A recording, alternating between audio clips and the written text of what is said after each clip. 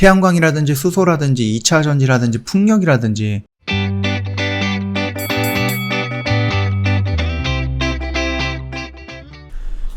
네, 안녕하세요. 허브경제TV 차우영입니다. 오늘 볼 종목은요, 유니슨이라는 종목이에요.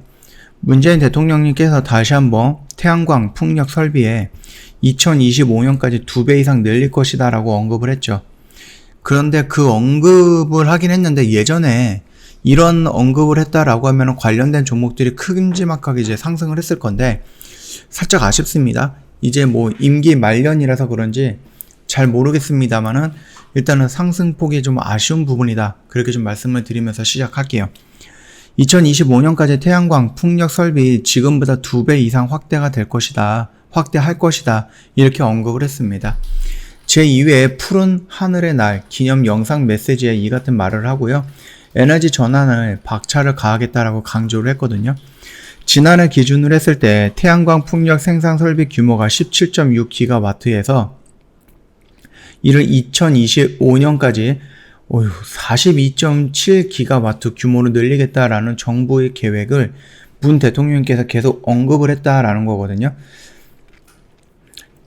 이게 2025년까지면 이제 4년 남았는데 4년 만에 지금 42.7GW의 풍력과 태양을 설치하겠다라고 하는 것은 살짝 조금 과속도가 붙는 게 아닌가라고 생각을 합니다. 너무 과한 목표를 설정한 게 아닌가라고 생각이 개인적으로 들기는 합니다. 경제 구조를 대전환을 해야 한다라고 합니다. 그린 뉴딜 역시 탄소 중립이 목표고 기술 혁신을 통해서 신재생 에너지의 잠재력을 더 끌어올릴 것이다 라고 하는데 과연 이 태양광과 풍력 같은 경우는 기본적으로 지리적인 제한이 좀 필요한 부분이에요. 그리고 우리나라는 좀 땅덩어리가 작기 때문에 웬만한 지역에서는 사람들이 다 살고 있고 거기에 있는 사람들과 어느 정도 협의체가 이루어져야 되는 부분인데 이 4년 만에 그 모든 것들이 다 해결이 될 것인가 라는 부분에서 저는 일단 좀 긍정적으로 보고 있지는 않습니다. 좀 부정적으로 보고 있으나 그럼에도 가고자 하는 방향은 맞다라고 생각을 합니다. 일단 경제 구조라든지 탄소세라든지 이런 부분 역시 미국이라든지 유럽에서 우선적으로 진행이 된다라고 하면은 결국은 세계는 다 따라갈 수밖에 없는 부분이거든요. 이어 탄소 중립 정책은 배터리와 수소 경제 분야에서 기업들의 도약 기회가 될 수 있다. 기업들도 관련 투자를 확대하고 있고 정부도 탄소 국경세 등 새 국제 질서에 우리 기업이 잘 대응할 수 있도록 지원을 할 거다. 지난주에 제정한 탄소 중립 기본법에는 2030년까지 탄소 배출을 35% 이상 감축하는 중간 목표가 담겨 있고 다른 나라보다 훨씬 도전적인 목표지만은 우리는 해낼 수 있다. 정부도 자신감을 갖고 올해 안으로 2050년 탄소 중립 시나리오를 발표할 것이다 라고 합니다. 이게 생각보다 쉽지는 않을 건데 그래도 우리나라 한다면 하니까 좀 기대를 해볼 만하고요. 이 그린 뉴딜이라든지 이런 부분, 신재생 에너지라든지 태양광이라든지 수소라든지 2차 전지라든지 풍력이라든지 이런 부분에 대해서 좀 이렇게 많이 언급이 되는 것이 아무래도 일자리 쪽으로 연결을 해서 볼 수도 있지 않을까라고 생각되는 부분도 있습니다. 미세먼지 감축도 중요하다. 지난 4년간 강력한 대책으로 미세먼지 농도가 크게 개선이 됐고요. 올해도 계절관리제를 통해서 오염물질 배출을 줄이면서 아이들의 건강을 지킬 것이다 라고 언급을 했는데 이게 작년에 미세먼지 농도가 조금 줄어들었던 이유가 과연 이게 우리가 좀 노력을 해서 줄어들었던 것인가 아니면은 코로나로 인해서 중국에서 공장이 못 돌아가니까 안 돌아가니까 우리나라 미세먼지가 좀 낮아졌던 것인가 라는 부분에 대해서는 조금 의견이 분분할 것 같아요. 어떤 게 맞다 어떤 게 틀리다 이렇게 말하는 건 아니고 그냥 이런 가능성도 있다라고 했을 때 정부가 이렇게 얘기하는 것은 글쎄요 논란이 되지 않을까라고 생각되는 부분이니까 그 점 참고해 주시면 될 것 같아요. 자, 일단은 꽤 많은 이 숫자가 맞나요? 2025년이 맞나요? 너무 촉박하지 않을까라고 생각을 하고 있거든요.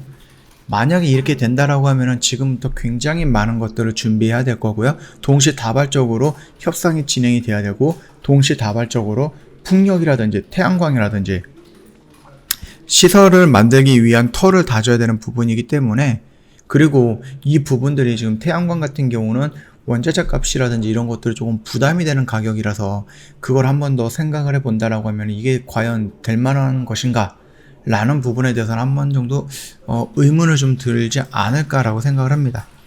일단 그럼에도 불구하고 유니슨 같은 경우는 풍력 관련된 대장주다라고 생각을 하면 되겠죠.